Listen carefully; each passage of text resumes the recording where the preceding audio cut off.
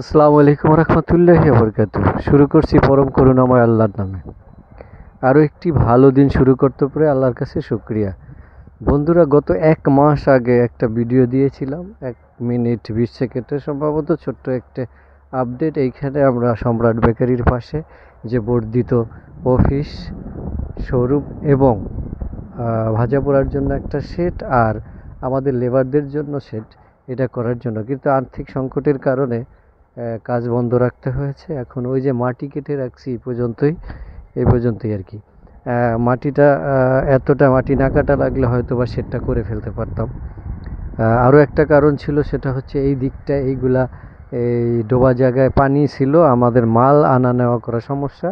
আমাদের যে নতুন রাস্তা আমরা বাদাই করেছিলাম, এই রাস্তা দিয়ে ট্রাক চলাচল করা সম্ভব নয়, শুধু ভ্যান অটো রিক্সাগুলো চলাচল করতে পারে যে এই রাস্তাটা।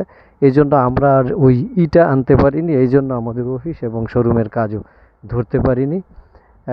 আর একটি নতুন আপডেট আপনাদেরকে জানাচ্ছি, সেটা হচ্ছে আমরা এইখান দিয়ে এই পাশ দিয়ে ওই মেইন রোডের সাথে যে রাস্তাটা আমরা করার কথা বলেছিলাম, সেই রাস্তাটা আমরা সম্ভবত 4 থেকে 5 দিনের মধ্যে শুরু করতে পারবো।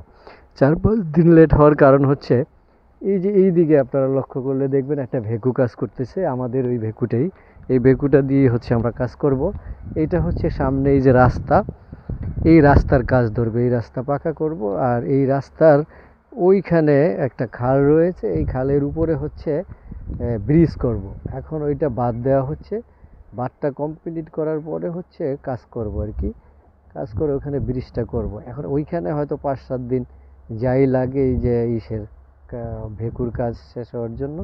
ভেকুর কাজটা শেষ হলে পরে আমরা এই ভেকুটা দিয়েই আমাদের রাস্তার কাজটি ধরব। আপনাদেরকে জানিয়ে রাখি, এই রাস্তাটা আমরা সম্রাট বেকারি নিজস্ব অর্থায়নে করেছিলাম। এটা সরকারি নকশার জায়গা রাস্তায় এই দিক হয়ে রাস্তাটা এইখানে একটা রাস্তার সাথে মিলেছে। এখন আমাদের সবচেয়ে সহজ হয় এই দিকে। আপনারা এই দিকে যে বিল্ডিংগুলো দেখছেন, ওইটা হলো পাকা রাস্তা। পাকা রাস্তা মানে মেইন রাস্তা আর কি, মেইন সড়ক। ওই সড়কের সাথে আমাদের এই রাস্তাটা এই দিক দিয়ে আমরা মেলাবো। রাস্তার কাজ শুরু হওয়ার পরে আপনাদেরকে প্রতিদিন সেই আপডেটটা আমরা দিব।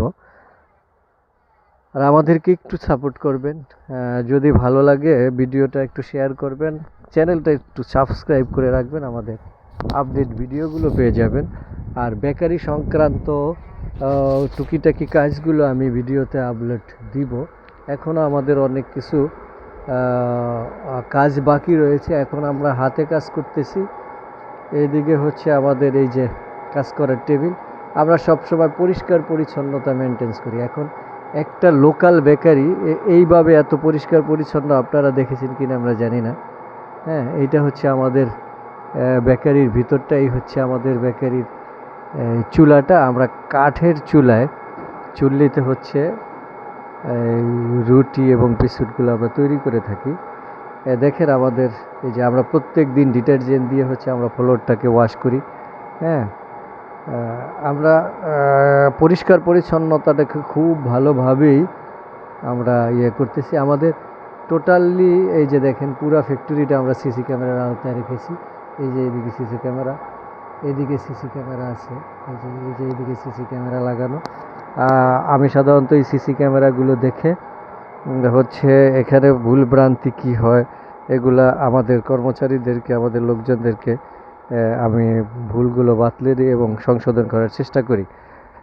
আপনাদেরকে এটা বলে রাখি যে আমরা ইনশাল্লাহ দিন দিন এই আপডেট করতেছি। এই ফ্যাক্টরিটাকে আমরা অটোমেশন করে ফেলবো, ওভেন করে ফেলবো।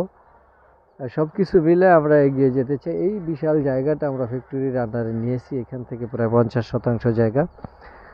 তো ভিডিও বেশি লম্বা না করি, ভালো থাকবেন সবাই। আসসালামু আলাইকুম রহমতুল্লাহি ওয়া বারাকাতুহু।